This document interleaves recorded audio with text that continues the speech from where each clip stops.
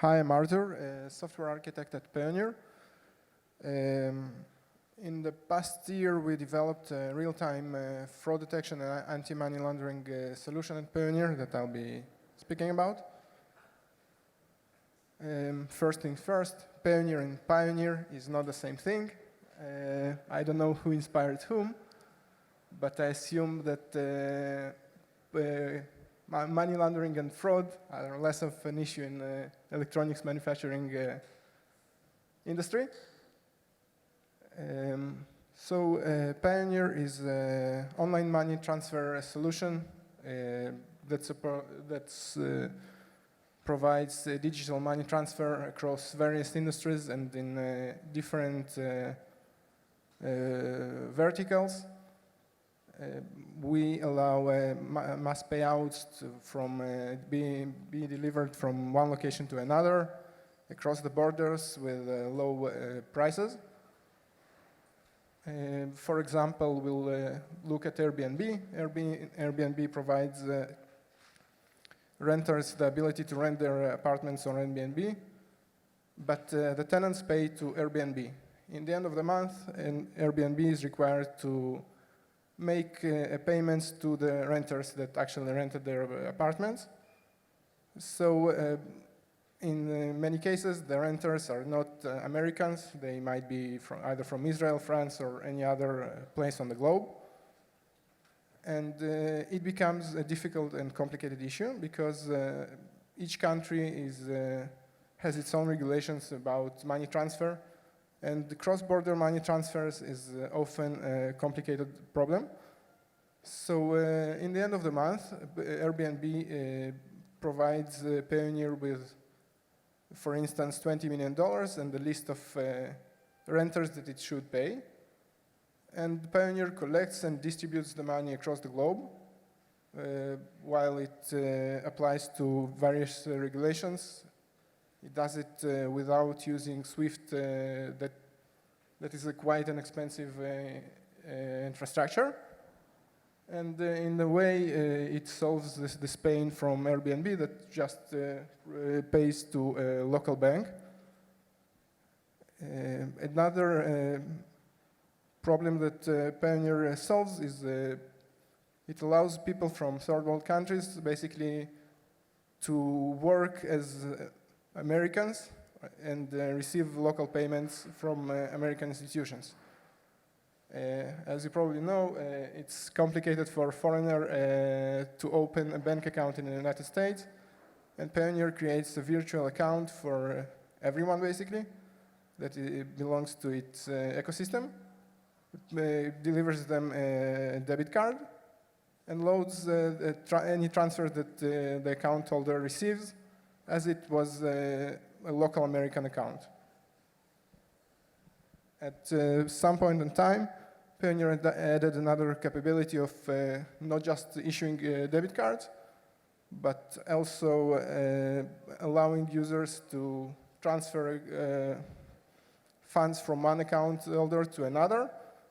But with that capability, it created additional risks on Payoneer because once one account holder transfers money to another and etc., it sometimes creates a complicated network that is sometimes used by fraudists to conduct fraud or to conduct money laundering. Payoneer is a growing infrastructure. It has 4 million active users. It adds every month about 200,000 registered users. We transfer about 4 million payments per month, which transfer about $26 billion. We operate globally, and we cooperate with local banks in each and every country that allow us to pass funds from one place to another. So, for example, you can load the money you claim that you want to transfer money to someone who lives in France. We charge you with a local American bank and pay from our different account that is in France. And in that way, we reduce the transfer fees.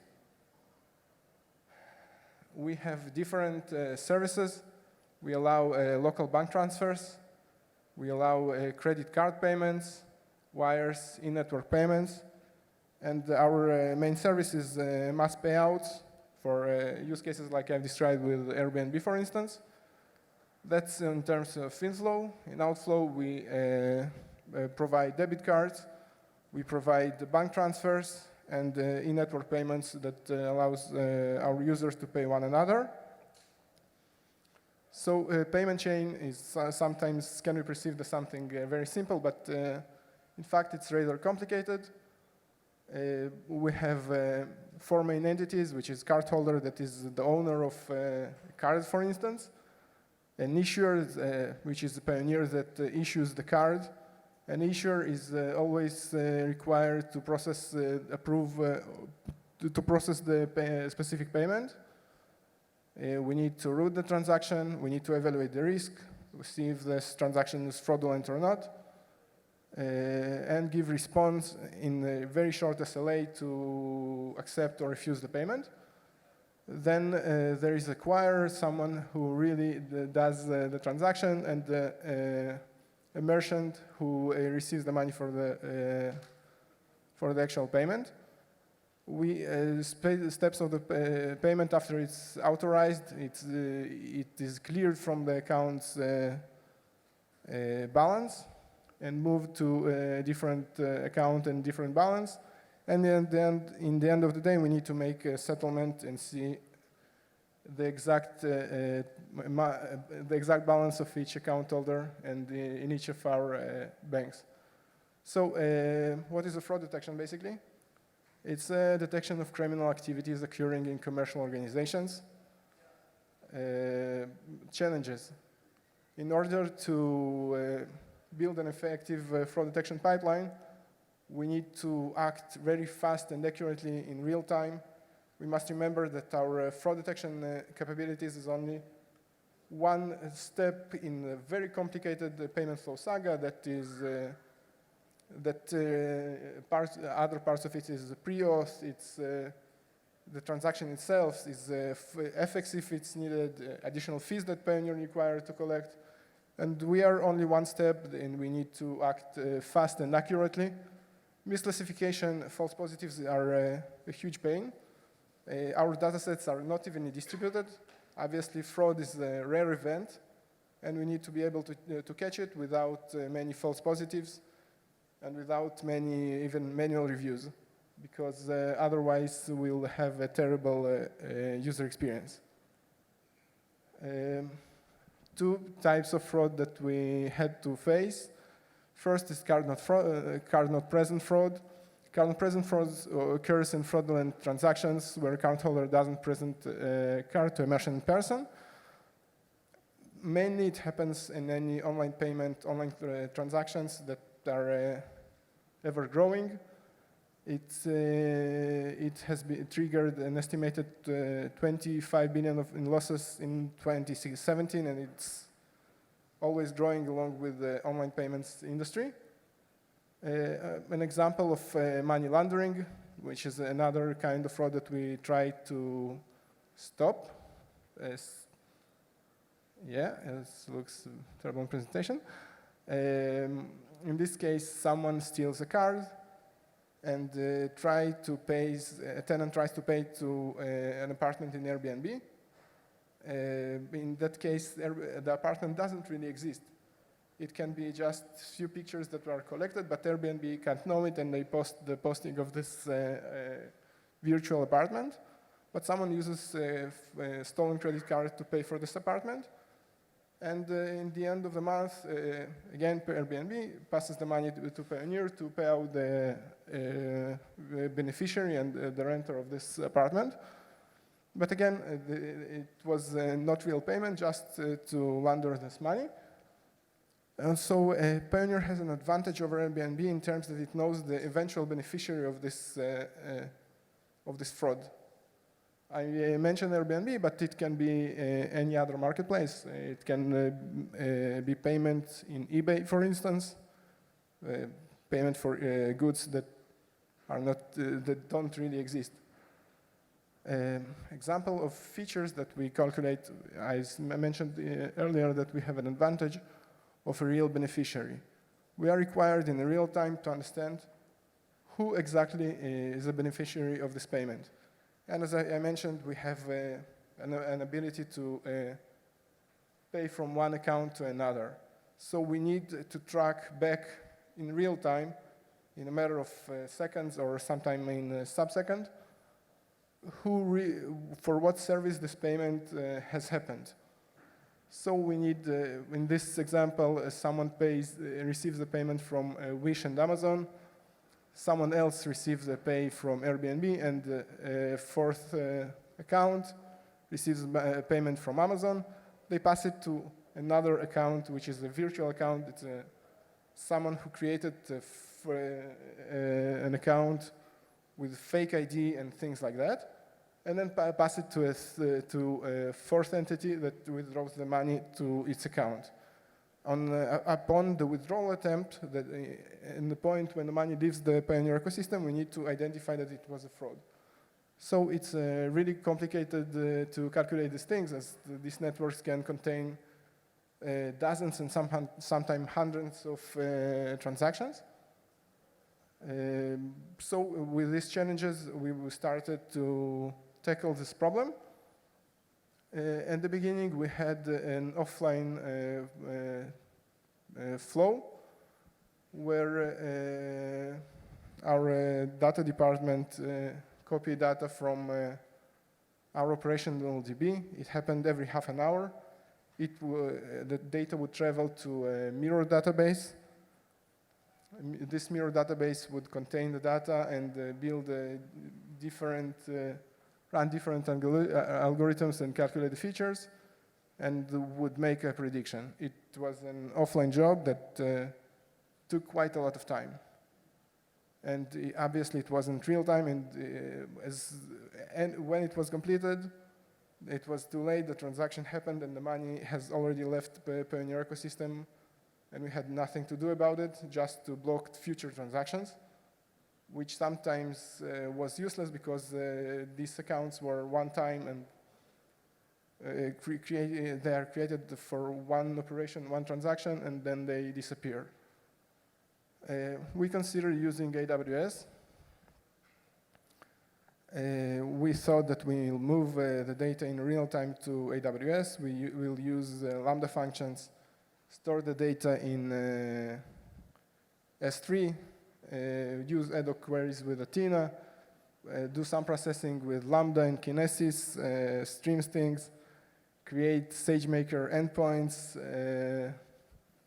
and basically make it work this way. However, Payoneer is an on-premise first company. It will remain on-premise in the near future.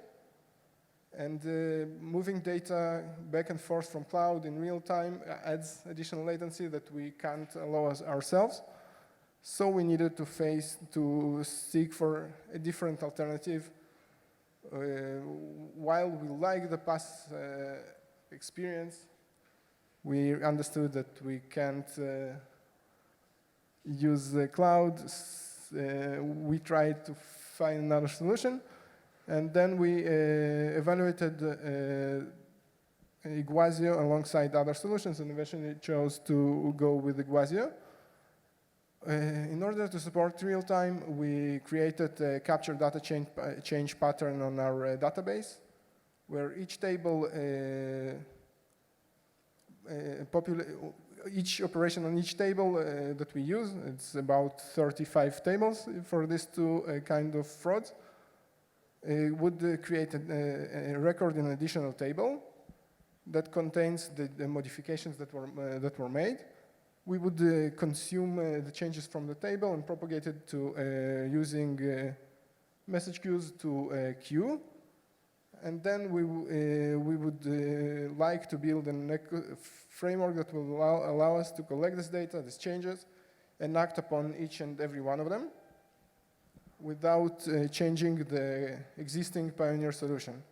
So every service that exists in Payoneer doesn't even know that anything happens in addition to it, because they continue to work directly with the databases they used for the past 10 years. And we just collect the changes that happen in the database, propagate it in different queues. And then we employ the advantages of Iguazio Data Platform. We've built a Nucleo function that was rather simple. It's a small function that uses the configuration that exists in the JSON that we passed from our CDC flow, and just copy it to the key value store with an API that is similar to API of DynamoDB. This allowing us to update and change the data. Since transactions can change and this data is subsequent to many changes, we couldn't store it in real time in formats like Parquet or other data storage. Thus we need to constantly be able to update it without adding not required latency. So in addition to that, this function throws each change propagated to a Kafka topic that is consumed by external jobs. We have a strong data engineering team and the data science team that each has its own technology that it prefers to use. Our data engineering team likes Spark, and Spark with the Spark streaming we use. We are able to use SQL that is really easy to use for our data engineering team. So they build all the streaming features for each table and propagate them back to the key value store. So on every change on every table creates features for different tables. So in order to make joins. So we pre-calculate parts of our joins, and they are ready when the main table finds the transaction. For instance, if we have another optimization that we made, for instance, if we have calculations, which is a simple example, but it was really useful as always. For instance, if you have sum or average features of transactions in the past 30 minutes or 90 days, we calculate the sum and the count and then divide them and add the data that was added in each transaction. We made multiple different optimizations to make it run in real time. We had really huge SQL queries of more than hundreds rows that compute joins on 20 tables sometimes. And we needed to make it work in real time with Spark. Another kind of features that we could allow ourselves not to be precise to the transaction, but to be calculated in a batch way and with accuracy of up to 10 or 15 minutes. We used Dask data frames that were more familiar to our data science team. They provide the Pandas API, and that allowed us to build features in a batch manner and use them in real-time calculations to make things work much faster. And then each job basically generated another step to the stream that was consumed by Nucleo. In Nucleo again we had specific models, and they would just receive a feature vector that was calculated by Spark. For instance, we could have 30 tables, but only one of them really triggers a prediction, because others are just used to calculate features that are used by these single transactions. So the features were calculated.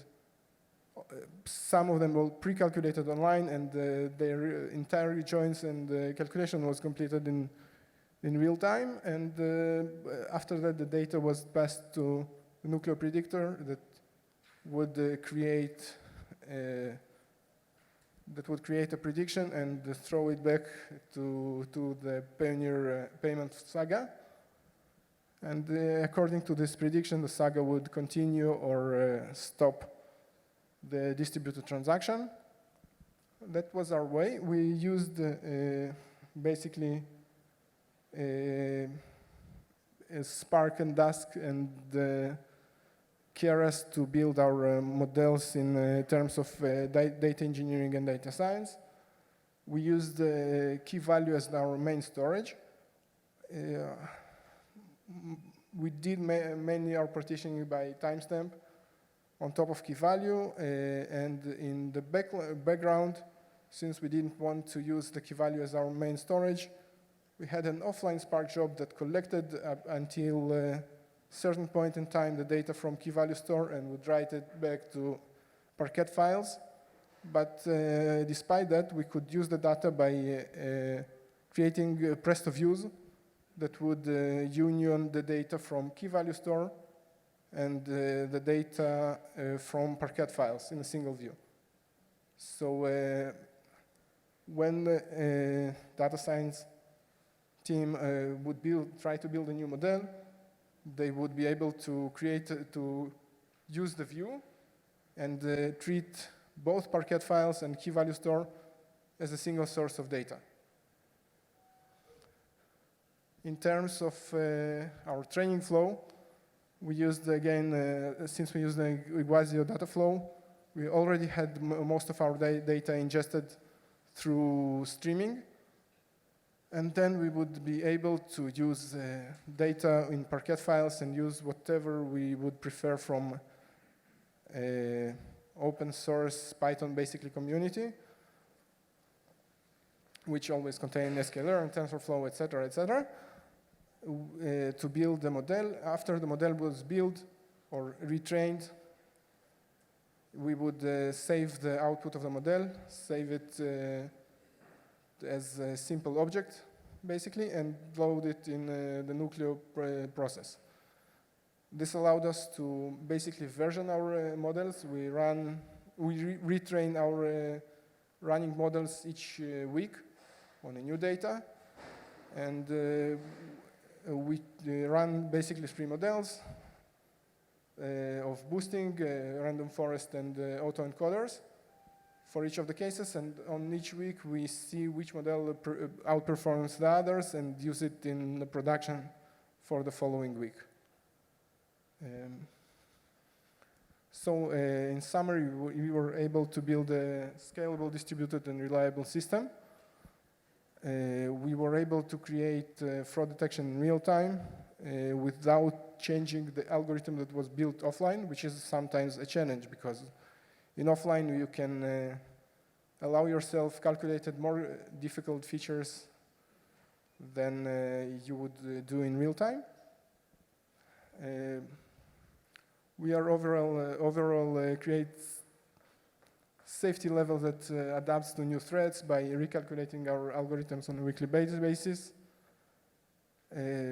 We were able to reduce fraud, and basically we've built quite a generic template that would allow us to build new models and deploy them in a rather short period of time.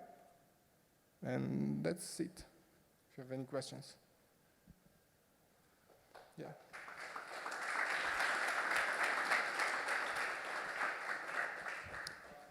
Any questions? Go ahead, yeah. The question was that we prefer not to use Parquet files for real-time inference, but rather use key value store for both short latency and ability to update data that is far more complicated in Parquet. We use the Iguazio key value store. They provide the API which is similar to DynamoDB with basically get item and set item, and that's what we did. Welcome. Repeat the question, performance improvement, how much? How much performance improvement we achieved by using Nucleo functions. It's a bit complicated to calculate it since we transformed the offline job basically to Nucleo, and we tried it first. We can discuss other alternatives that we used, and their specific performance, if you like, we can take it offline, I guess. Plus, of course, there's a demo of Nucleo functions downstairs at the Guazio booth. Thank you, Arthur.